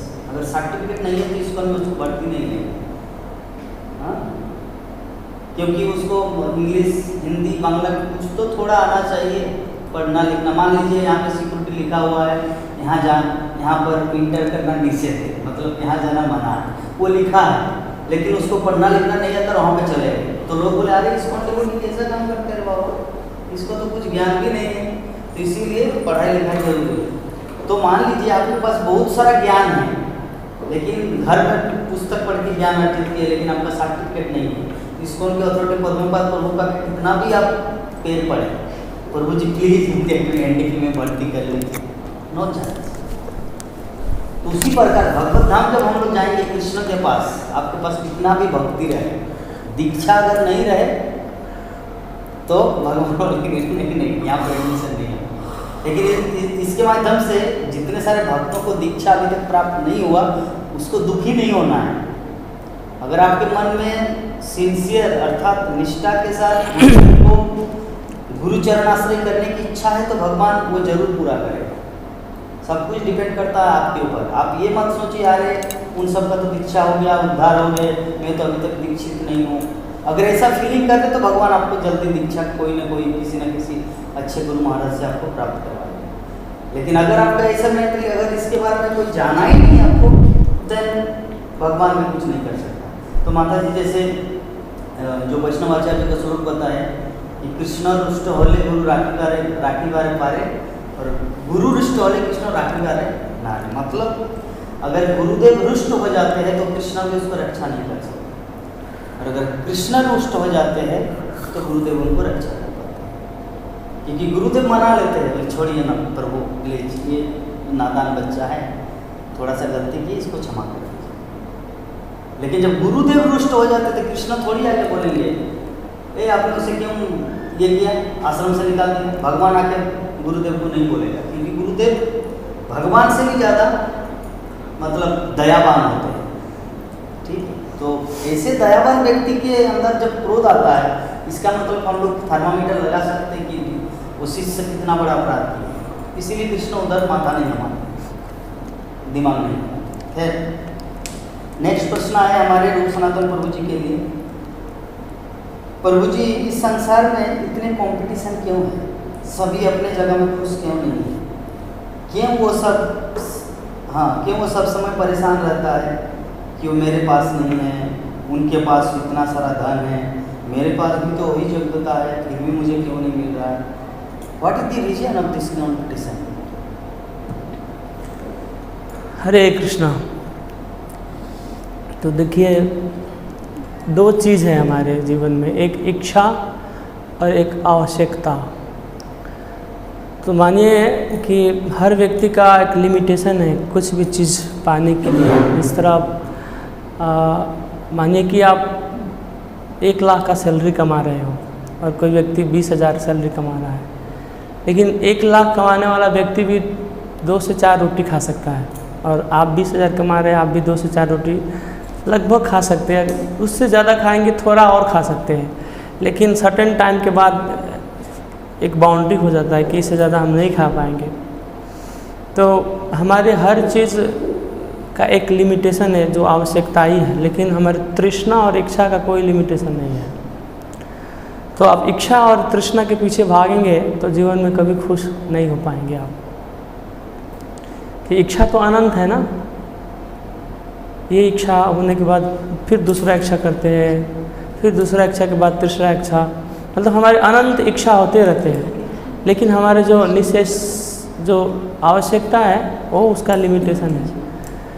तो इस संसार में हर लोग जो है आवश्यकता को छोड़कर इच्छा और आकांक्षा के पीछे भाग रहे हैं, और जीव का स्वभाव है खुश होना, लेकिन दुर्भाग्य की बात ये है कि हम जीव आत्माएं शरीर और मन के माध्यम से प्रसन्न होना चाहते हैं यहाँ पे। तो शरीर का जो सुख है कुछ क्षण के लिए है। इस तरह गीता में कृष्ण कहते हैं यही संस्पर्श जा होगा दुख ये नहीं होता आदि अंत कौंतया नातेषु रमते बुधा, कि जो स्पर्श वाला जो संस्पर्श का जो सुख है शरीर का सुख, इस सुख का आदि भी है और अंत भी है। आदि अंत कौन है नातेषु रमते बुधा। लेकिन जो बुद्धिमान व्यक्ति है, जो एकदम तीक्ष्ण बुद्धि वाले व्यक्ति हैं, इस शरीर के संपर्क में आने वाले सुख के पीछे भागते नहीं हैं। हाँ, व्यवहारिक जगत में हमें इस चीज़ को भी आवश्यकता होता है। अगर ये चीज़ नहीं करेंगे तो फिर शरीर मिलने का कोई औचित्य नहीं है। शरीर मिला ही है संसार का भोग करने के लिए, लेकिन कितना भोग करना है उसका लिमिटेशन है। अगर ज़्यादा भोग करेंगे आप तो खुशी तो कभी हो नहीं पाएंगे, क्योंकि इस संसार में कोई भी व्यक्ति और कोई भी वस्तु हमें खुशी कर नहीं सकता है। खुशी एक ही हमें करेगा जो आत्मा से संबंधित कोई परम सत्य है, भगवान है। क्योंकि हम सब आत्मा है, शरीर तो है नहीं। शरीर तो कुछ क्षण के लिए है, कुछ समय के लिए है, और ऐसा शरीर हम कितने लाए और कितने फिर आने वाले हैं। तो शरीर के पीछे और शरीर के सुख के पीछे पड़ेंगे तो जीवन में कभी खुश नहीं हो पाएंगे हम। और वास्तविक सुख अगर चाहते हैं आप तो क्या होना पड़ेगा, भगवान से आपको जुड़ना होगा। क्योंकि हमारे जो संसार में जो भी कुछ हम लोग कर रहे हैं ना, जैसे हम बहुत अच्छा अपने आप को सजा लेते हैं, संवारते हैं, लेकिन उसका सुख तो आत्मा से कोई लेन देन नहीं है ना। उसके करने से हमको आत्मा का खुशी मिलता है? नहीं मिलता है। आत्मा का खुशी है भक्ति करना। शरीर का अपना एक एक्टिविटीज़ है और आत्मा का भी अपना एक क्रियाकलाप है, लेकिन हम क्या करें, आत्मा को भी शरीर में लगा दे रहे हैं। इसीलिए भगवान गीता में हमको हमारा शरीर नहीं मांगा, हमारा मन मांगा है। क्योंकि जब भगवान में अपना मन लगा लेंगे आप, मन मना भव भटमक, तो क्या होगा, आपको वास्तविक सुख का अनुभव होगा। ठीक है, हरे कृष्ण। तो बहुत सुंदर प्रश्न था। प्रश्न क्या था? कंपटीशन क्यों है इतना? कंपटीशन। तो कंपटीशन के पीछे कारण प्रभु जी बताए कि संतुष्टि, कि हम लोग एक तो शुद्ध भक्ति करते नहीं, भक्ति के बारे में कुछ ज्ञान नहीं है, सदा दूसरे का ईर्षा, किसी का भी चीज़ देखने से ईर्षा। ये बच्चे जैसा दिमाग है हमारा। जैसे छोटा बच्चा होता है, किसी को चॉकलेट मिलता है और उनके पास चॉकलेट नहीं है, लेकिन वो दूसरे की ईर्षा करते, वो चॉकलेट खा रहे। उनको ये ज्ञान नहीं है वो तो दूसरे व्यक्ति है, पता नहीं वो कौन से टाइटल का है, कौन से जाति का है, लेकिन वो बच्चा है ना, इसलिए मेंटेलिटी उनके पास से मेरे पास क्यों नहीं होना चाहिए। अगर वो बच्चा उनको दे भी देना तो खा लेंगे, क्योंकि बच्चों जैसे मेंटेलिटी। तो उसी प्रकार हम लोग इस संसार में कंपटीशन उनके मार्केट में है ना, सोचते हैं उनके पास इतना 4 तला बिल्डिंग है, मेरे पास मैं तो झोंपड़ी में रहता हूँ, मैं तो रेंट में रहता हूँ, और वो तो अभी 10 तला बिल्डिंग दे दी, बाबा रे 5-4 गाड़ी है, इतने सारे नौकर चाकर है, वो भी तो मंगल आरती है, मैं भी मंगल आरती जाता हूँ, मेरे पास भी वही योग्यता है, उनके पास भी वही योग्यता, फिर भगवान उनको क्यों किया? तो ये जो मेंटेलिटी है ना, ये हमारे बच्चों जैसा मेंटेलिटी। जो भी है, हमारा नेक्स्ट प्रश्न आया है निरुपमा रासेश्वरी के लिए। प्रभु जी का नाम है शशि प्रभु, माता जी का नाम है प्रियंका, पति पत्नी दोनों हमारे भागवत क्लास में आते हैं। तो माता जी का प्रश्न है माता जी के लिए, माता जी का प्रश्न माता जी के लिए कि प्रभु in what sequence we should pranam deities in Mayapur, please tell for all. Panchatattva Radhamadhav अंतर कृष्णदेव। तो प्रभु जी माता जी का प्रश्न ये है कि हम लोग जो मंदिर इंटर करते हैं तो किस प्रकार हम लोगों को प्रणाम करना चाहिए भगवान को, और किसको पहले प्रणाम करना चाहिए और किसको बाद में करना चाहिए, या कैसे करना चाहिए आगे पीछे, जैसे पंचतत्व। तो आपके लिए हरे कृष्ण। बहुत सुंदर क्वेश्चन है। सेम क्वेश्चन जब मैं आई थी मायापुर में तो मैंने अपने प्रभु जी से पूछा था, बिकॉज मुझे तो पता नहीं था कि कौन सा सीक्वेंस होना चाहिए नाम करने का। तो फर्स्ट जब हम एंटर करते हैं तो जो पंचतत्व के सामने एक एरिया है जहाँ पर रोज चरणामृत डिस्ट्रीब्यूट होता है आफ्टर दर्शन आरती, तो वहाँ पर हमको सबसे पहले प्रणाम निवेदन करना चाहिए वैष्णवों के लिए। वंशा कल्पतरुभ्यश्च कृपा सिंधुभ्यश्च पतितानां पावनेभ्यो वैष्णवेभ्यो नमो नमः। इसके बाद हमको सीधा जाना चाहिए श्रील प्रभुपाद के ऑल्टर की तरफ। श्रील प्रभुपाद को हमको प्रणाम निवेदन करना चाहिए। जो श्रील प्रभुपाद का प्रणाम मंत्र है आप सभी जानते हैं, तो श्रील प्रभुपाद का प्रणाम मंत्र बोल के श्रील प्रभुपाद को प्रणाम निवेदित करने के बाद अगर आपको बाकी आचार्यों का मंत्र याद है तो आप प्रणाम करते हुए ही उनको भी प्रणाम निवेदन कर सकते हैं। लेकिन अगर नहीं आता है, जैसे बहुत से लोगों को नहीं याद होता है सभी आचार्यों का मंत्र, तो आप प्रभुपाद को प्रणाम निवेदन करने के बाद खड़े हो जाइए और फिर सबसे आगे है वैष्णव सार्वभौम श्री जगन्नाथ दास बाबा जी महाराज। तो जय ध्वनि कर सकते हैं आप मन में कि वैष्णव सार्वभौम श्री जगन्नाथ दास बाबा जी महाराज की जय, सच्चिदानंद श्रील भक्ति विनोद ठाकुर की जय, श्रील गौर किशोर दास बाबा जी महाराज की जय, श्रील भक्ति सिद्धांत सरस्वती ठाकुर प्रभुपाद की जय। इस प्रकार से आप हमारी जो गुरु परंपरा है उनको प्रणाम निवेदन कीजिए। तत्पश्चात हम जाते हैं श्री नृसिंहदेव प्रहलाद महाराज के ऑल्टर की तरफ। तो नृसिंहदेव का देखिए कोई प्रणाम मंत्र तो मुझे बताया नहीं था मेरे प्रभु जी ने। जब वो ज्वाइन किए थे 2014 में, तो न्यू डिवोटी प्रोग्राम जो होता है NDP उसको ज्वाइन किए थे। वहाँ पर बहुत अच्छे से डीप ट्रेनिंग दी जाती है सारे न्यू कमर्स को। तो नृसिंहदेव को जब प्रणाम हम निवेदन करते हैं तो हमको बोलना होता है तव कर कमल वरे नखाम अद्भुत श्रृंगाम दलिता हिरण्यकशिपु तनुभृंगाम केशवधृता नर हरि रूपा जय जगदीश हरे जय जगदीश हरे जय जगदीश हरे। इस प्रकार से फिर आगे बोलना चाहिए भक्ति विघ्न विनाशक नृसिंहदेव भगवान की जय। और फिर श्री प्रहलाद जी महाराज के लिए हमको वही वैष्णव प्रणाम मंत्र बोलना है, क्योंकि वो एक वैष्णव है, वांछा कल्पतरुभ्यश्च। और फिर बोलना है कि भक्त शिरोमणि श्री प्रहलाद जी महाराज की जय। इस तरफ से हमको फिर निकल करके फिर हमारे लेफ़्ट साइड यानी कि नृसिंहदेव के राइट साइड से जो फेस्टिवल बूथ है उधर से होकर के हमको पुनः पंचतत्व के पास जाना चाहिए। पंचतत्व के पास जाकर के हमको पंचतत्व प्रणाम मंत्र बोलना होता है। पंचतत्वात्मकम कृष्णम भक्त रूप स्वरूपकम भक्तावतारम भक्ताख्यम नमामि भक्त शक्तिकम। इसमें पांचों जो है हमारे पंचतत्व है वो सम्मिलित हो गए हैं।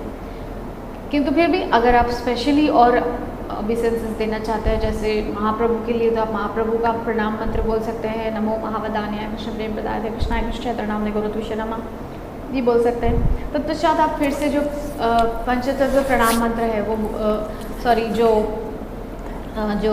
जो मंत्र है जय श्री कृष्ण चैतन्य प्रभु नित्यानंद श्री अद्वैत गदाधर श्री वासुदेव गौर भक्त वृंद की जय, इतना प्रणाम करके फिर हमको पंचतत्व के सामने से होकर के फिर सीधा हमको राधा माधव के सामने जाना है। और वहाँ जाकर के हमको सबसे पहले हे कृष्ण करुणा सिंधु दीनबंधु जगतपते गोपेश गोपिका कांत राधा कांत नमस्तुते सप्तकांचन गौरांगी राधे वृंदावनेश्वरी वृषभानुसुते देवी प्रणमामि हरि प्रिय। राधा माधव दोनों के लिए प्रणाम हो गया। और प्रणाम देते हुए ही हमको अष्ट सखियों का, अगर आपको सबका नाम याद है, मुझे हमेशा याद नहीं रहता, मैं भूल जाती हूँ, सीक्वेंस भूल जाती हूँ कौन सी देवी कौन सी तरफ है। तो आपको अगर याद रहे तो आप सीक्वेंस में उनको भी प्रणाम कर लीजिए। गिरि गोवर्धन को प्रणाम कर लीजिए। राधा माधव मायापुर चंद्र जो नीचे छोटे डीटीज हैं उनको प्रणाम कर लीजिए। श्रील प्रभुपाद गुरु परंपरा सबको प्रणाम कर लीजिए। इस प्रकार से ये सीक्वेंस है, आप इस सीक्वेंस में डीटीज को प्रणाम निवेदन कर सकते हैं। ये मायापुर टेम्पल के लिए। बाकी कहीं और टेम्पल्स के लिए वो डिपेंड करता है वहाँ पर किस सीक्वेंस में और कहाँ कहाँ क्या क्या ऑल्टर्स और डीटीज इंस्टॉल किए गए हैं। हरे कृष्णा। हरे कृष्णा। तो प्रश्न इस प्रकार था कि हम लोग जब मंदिर इंटर करते, स्पेशली मायापुर इस्कॉन मंदिर, तो पहले कैसे किसको प्रणाम करना चाहिए? तो जैसे बता दिए, पहले वैष्णव प्रणाम होता है, फिर प्रभुपाद को प्रणाम होता है, फिर जो आचार्य है प्रभुपाद के सामने राइट साइड में जहाँ पे प्रभु जी लोग बैठते हैं, लेफ्ट साइड में माता जी लोग बैठते हैं। तो प्रभुपाद के लेफ्ट साइड में अर्थात भक्ति सिद्धांत सरस्वती ठाकुर, गौर किशोर दास बाबा जी महाराज, आपका भक्ति विनोद ठाकुर, जगन्नाथ दास बाबा जी महाराज और सर्वदर्शन प्रभुपाद, ये जो परंपरा है। फिर हम लोग नृसिंहदेव के पास आएंगे, नृसिंहदेव को प्रणाम करके, प्रहलाद महाराज को वांछा कल्पतरू करके, फिर इस तरफ से, नॉट राधा माधव साइड से नहीं, इस तरफ से जहाँ पे हमारा फेस्टिवल बूथ है, उस तरफ से आपको जाना है पंचतत्व के पास ऐसे करके, पंचतत्व के पास जाकर ऐसे करके मंदिर जाना है। फिर वहाँ पर पंचतत्वात्म जैसे बता दिए मंत्र को उच्चारण करना है।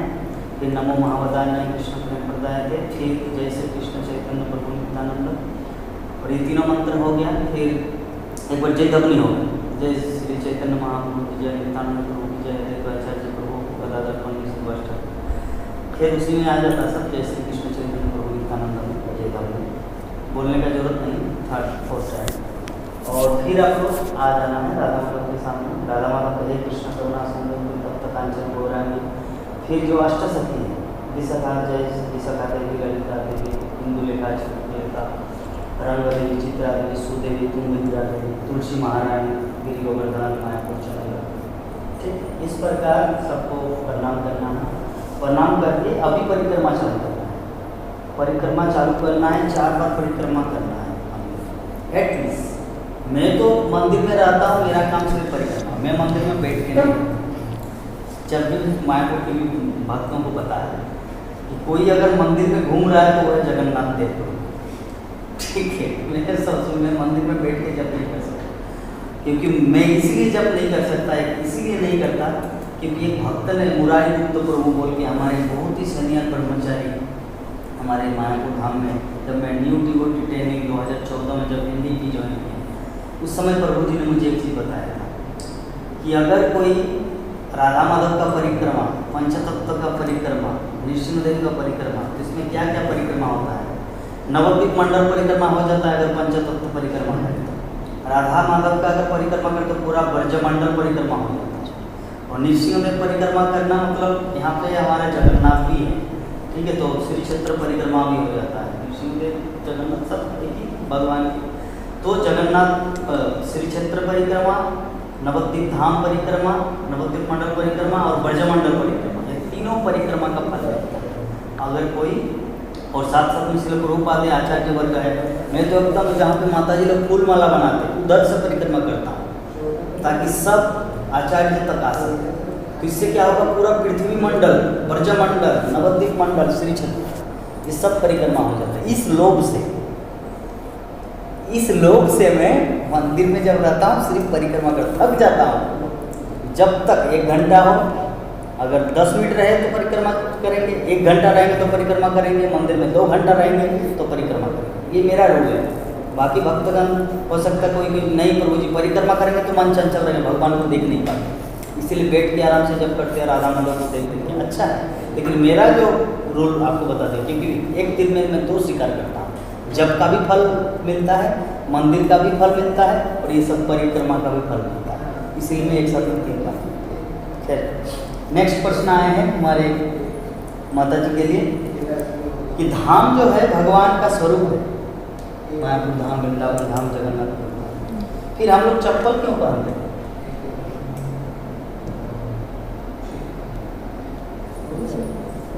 Thank you for the question.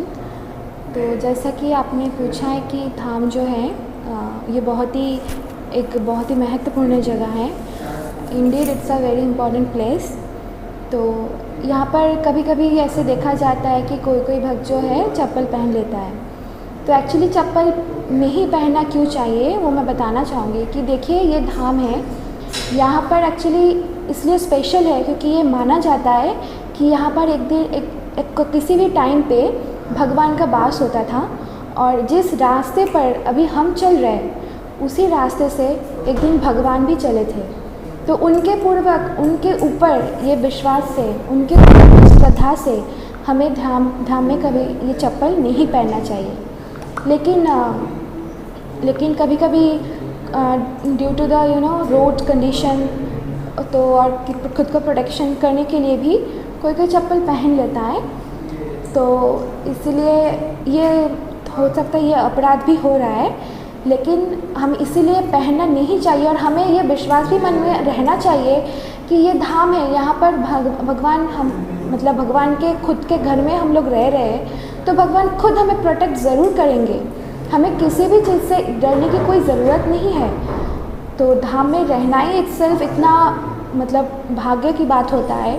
बहुत हमने पूर्व जन्म में बहुत सुकृति से बहुत अच्छे कामों के फल की वजह से हम धाम में रह सकते हैं। कितने दूर दूर से लोग आकर कितने कष्ट करके धाम में रहते हैं, तो ये सब आउट ऑफ रिस्पेक्ट ही वो लोग कर रहे हैं।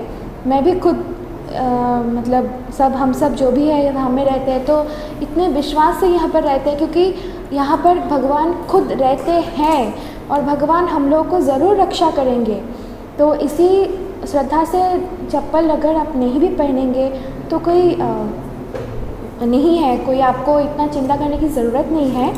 और अगर आप चप्पल पहनना चाहते हैं तो हो सकता है आपको कोई हेल्थ कंडीशन हो, कुछ आपके कुछ नीड की वजह से आप पढ़ रहे हैं, तो आप अगर नहीं भी पहनेंगे तो कोई इशू नहीं है। और भगवान की खुद यहाँ पर वास थे, तो अगर आप नहीं भी पहनेंगे आपको कोई चिंता की ज़रूरत नहीं है। हरे कृष्णा। बहुत सुंदर माता जी जो उत्तर दिए कि हम लोग को अगर हम लोग नहीं भी पहनेंगे तो कोई प्रॉब्लम नहीं है, और अगर पहनेंगे फिर भी कोई समस्या नहीं है। क्योंकि देखिए अगर हम लोग नहीं पहनेंगे, चलिए अति भक्ति चौरे लक्षण बंगाली में कहा अति भक्ति चौरे लक्षण, अगर ज़्यादा हम लोग भक्ति करते करते इधर पूरा अभी गर्मी का महीना कौन सा मार्च अप्रैल पूरा गर्म, पूरा रोड जो है ना आड़कतला का जो रोड है उसमें बिना चप्पल के आप पहन के जा रहे मंदिर। फिर एक बार मंदिर गए और आते आते आपको डॉक्टर बुलाना पड़ा, और डॉक्टर बुलाना पड़ा, आप अभी रेस्ट करते घर में, अभी संध्यारती आप जा नहीं पाए। क्यों? क्योंकि आपको पैर में प्रॉब्लम। किसके कारण? क्योंकि बिना चप्पल के गए। तो इसीलिए अगर सेवा न बंद हो, भगवान की भक्ति न बंद हो, इसीलिए जो कुछ फैसिलिटी है वो हम लोग को लेना है। इसलिए प्रभुपाद या हमारे आचार्य वर्ग रूप गोस्वामी हम सबको सिखाए युक्त वैराग्य। हाँ, युक्त वैराग्य सिखाए कि क्या चीज़ क्या किस समय यूटिलाइज करना है। अभी वर्तमान समय में संसार में यूट्यूब फेसबुक बहुत मात्रा में चलता है, हम लोग यूटिलाइज कर रहे उसे। ये जो कृष्ण कथा, ये टॉक शो, भागवतम कथा फेसबुक यूट्यूब के माध्यम से लाइव आप सब देख पा रहे हैं।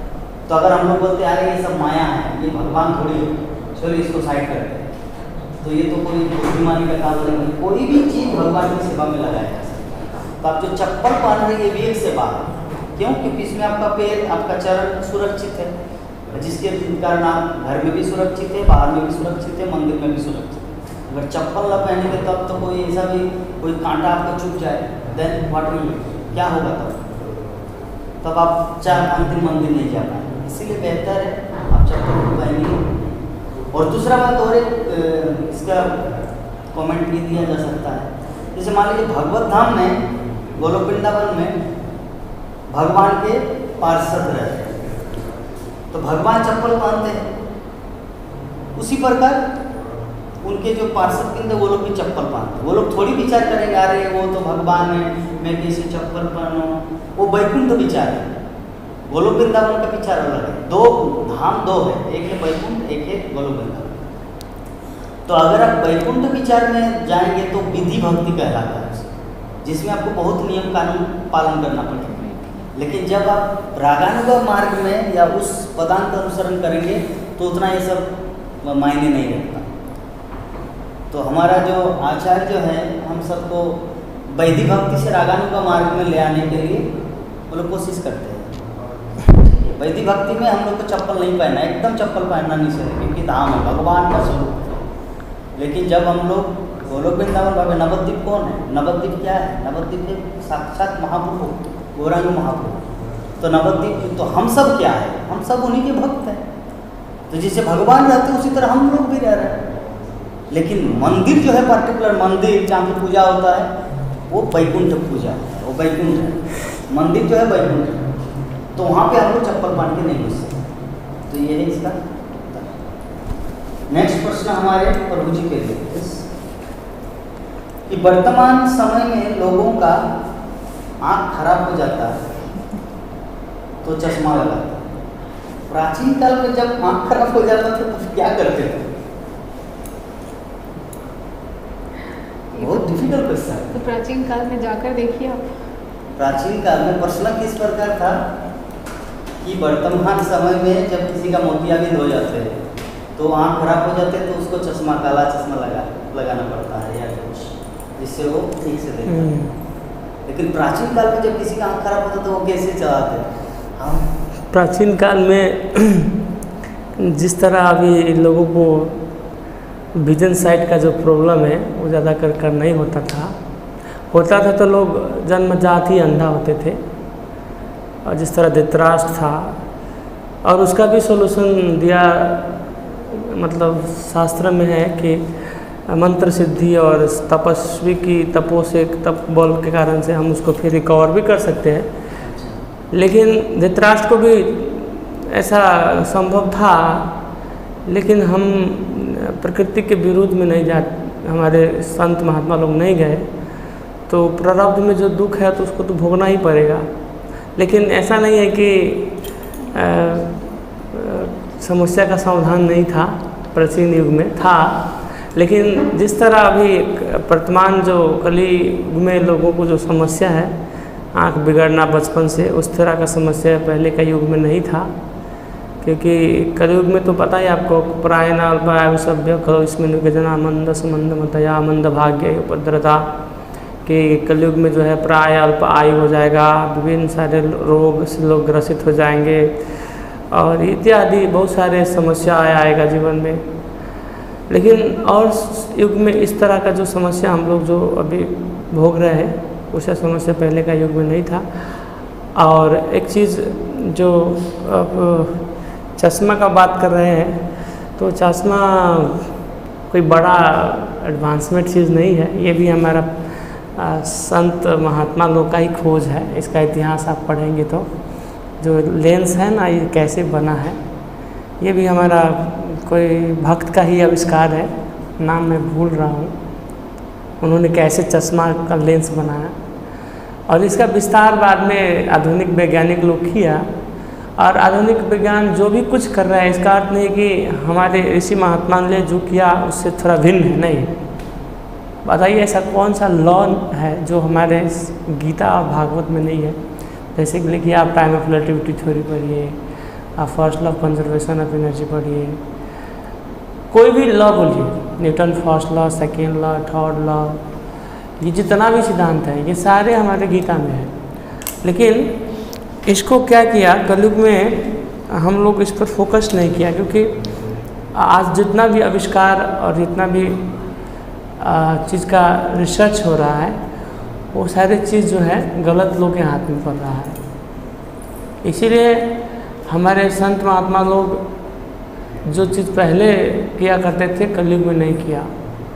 जैसे उदाहरण, जब गुरु द्रोण ने ब्रह्मास्त्र, जिसको अभी हम एटॉमिक बम के नाम से दिया बोलते हैं, वो भी पहले के युग में था।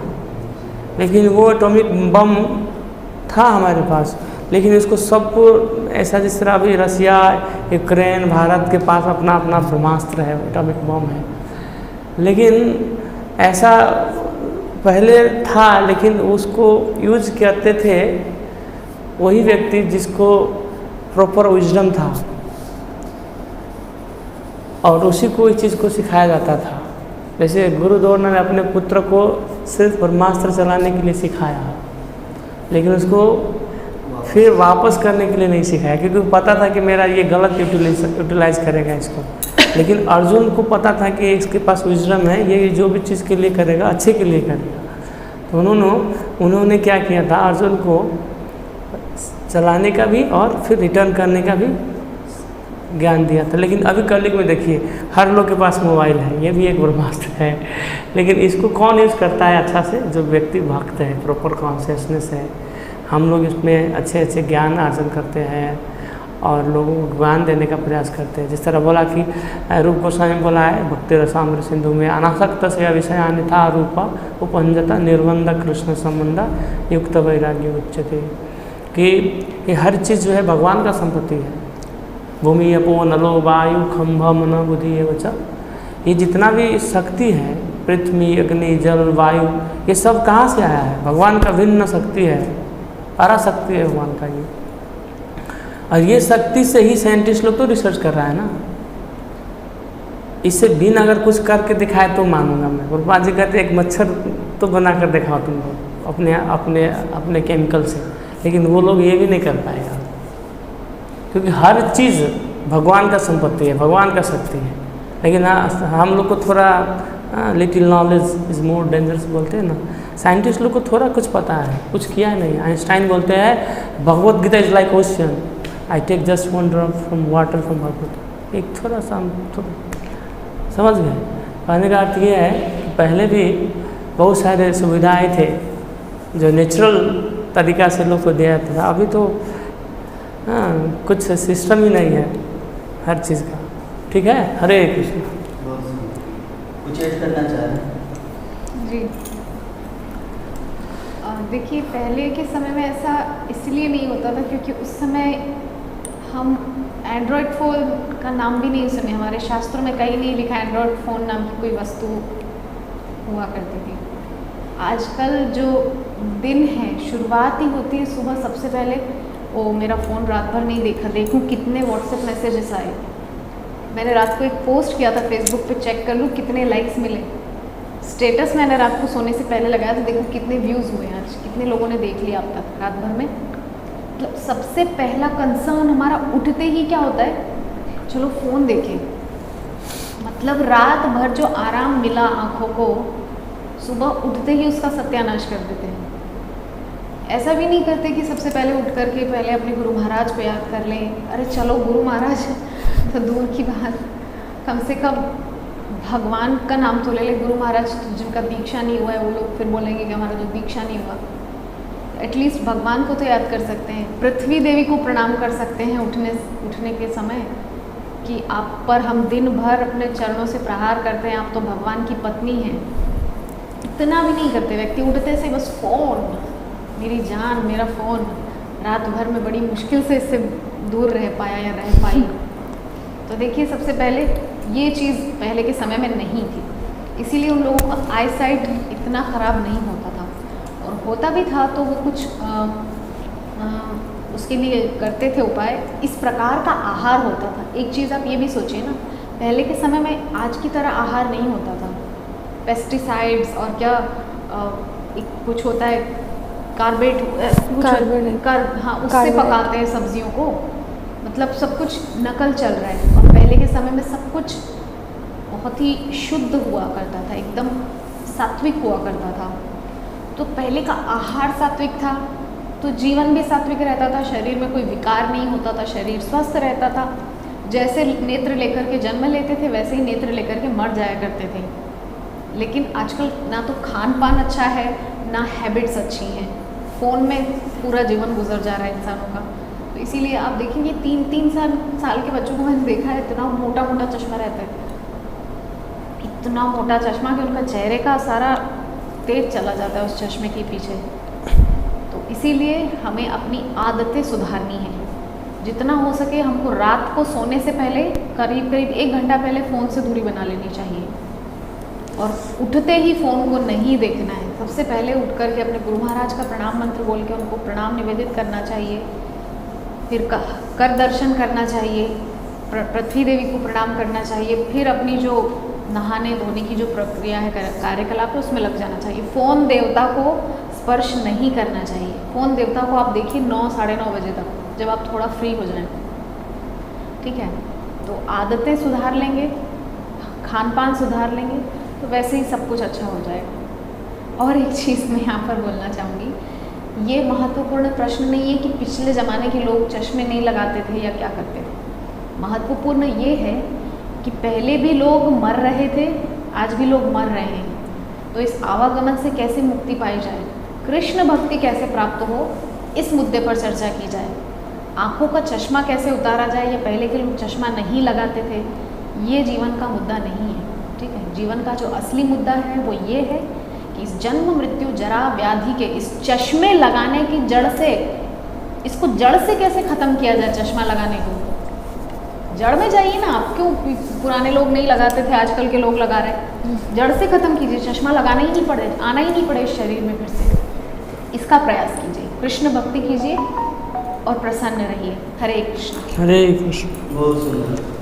तो ये जो प्रश्न था, प्राचीन काल के लोगों का अगर आँख खराब होता था तो चश्मा नहीं लगाते थे, क्या करते थे? आजकल के लोग चश्मा लगाते हैं। इसमें 4-5 पॉइंट जो बहुत ही अच्छा लगा, जैसे प्रभु जी बताए कि पहले के ज़माने में लोग अंधा अगर होते तो जन्मजात अंधा होता। ऐसा नहीं कि कुछ बहुत टीवी सीरियल देखा, रात 2 बजे तक जाग के और फिर उसका आँख का रोशनी चला गया, ठीक ऐसा नहीं। जैसे धृतराष्ट्र जन्मजात अंधा था। और अगर और एक दूसरा पॉइंट जो प्रभु जी बताए कि उनके पास इस तरह मंत्र शक्ति या जड़ी बूटी या ऋषि मुनियों का इस तरह का मंत्र शक्ति पावर था कि अगर मंत्रपुत कर देते हैं तो आँख ठीक हो जाएगा। लेकिन वो लोग करते नहीं थे। क्यों? क्योंकि अपने आपको सोचते कि अगर मैं इसको ठीक करूं तो कर्मफल का जो बीज है वो रह जाए।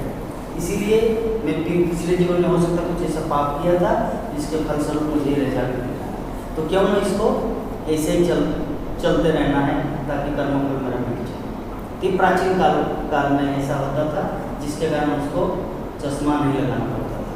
और माता जी जो इम्पोर्टेंट चीज़ बोले कि वर्तमान में क्यों चश्मा लगाना पड़ रहा है, क्योंकि उस तरह का हमारा एक्टिविटीज होता है जिसके कारण इफेक्ट पड़ता है। तो वही पुराना रीति रिवाज के अनुसार अगर हम लोग चले, ऐसा नहीं कि मोबाइल यूज मत करें, ना करें, लेकिन जैसे बताया कि 1 घंटा पहले मोबाइल देवता को आप अभी सो जाइए और उसके बाद जब उठेंगे सुबह तो पृथ्वी माता को प्रणाम करना चाहिए, क्योंकि वो भगवान की पत्नी भूदेवी है। उनको अगर प्रणाम करके उठेंगे तो उनकी कृपा, उनका आशीर्वाद हमारे जीवन में आएंगे तो सब कुछ मंगल होगा।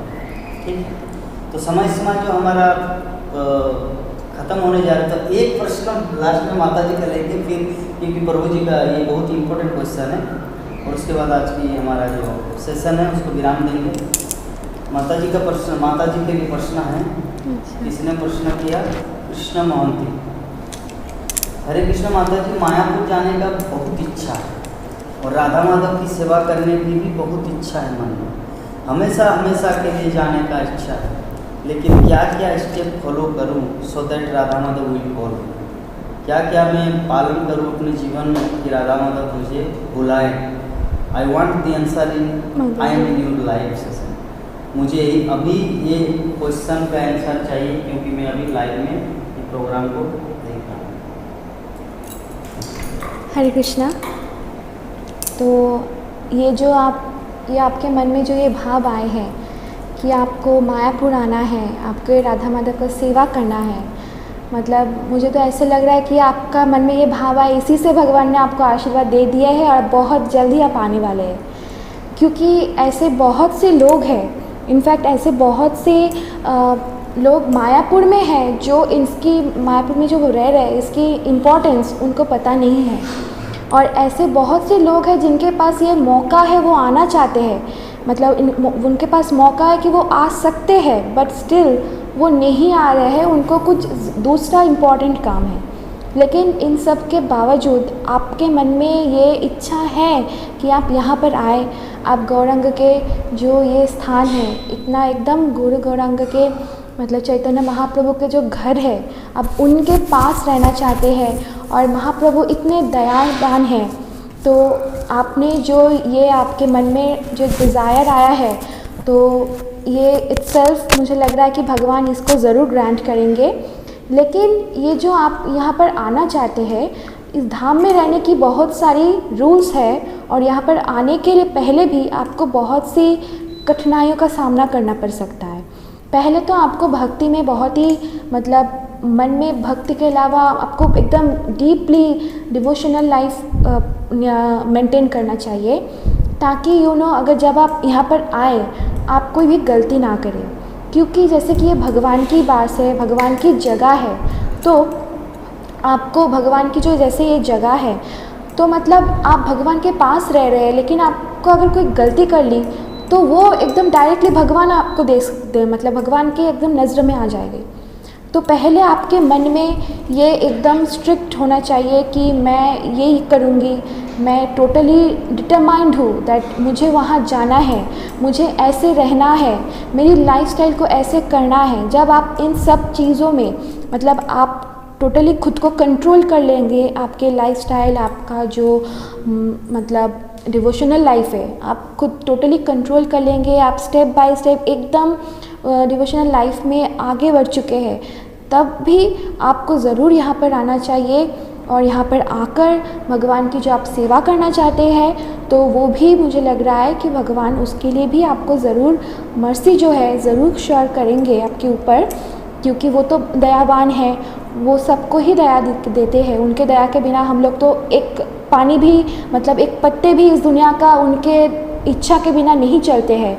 तो पहले तो ये है कि आप उनसे प्रार्थना कीजिए कि चैतन्य महाप्रभु मैं आपके पास जाना चाहती हूँ, राधा माधव मैं आपकी सेवा करना चाहती हूँ। पहले आप उनसे ये परमिशन लीजिए, अगर वो आपको दे देंगे तो आपको कोई नहीं रोक सकता है। और उनके परमिशन के लिए आपको क्या चाहिए, आपको एक शुद्ध भक्ति मतलब एक ज़िंदगी चाहिए और एक शुद्ध भक्ति मतलब लाइफस्टाइल जो है वो मेंटेन भी करना चाहिए। और मन में भी आपको बहुत ही ज़्यादा मतलब जो स्पिरिचुअल और जो डिवोशनल डिज़ायर है वो भी आपके मन में होना चाहिए, मतलब शुद्ध इच्छा होना चाहिए।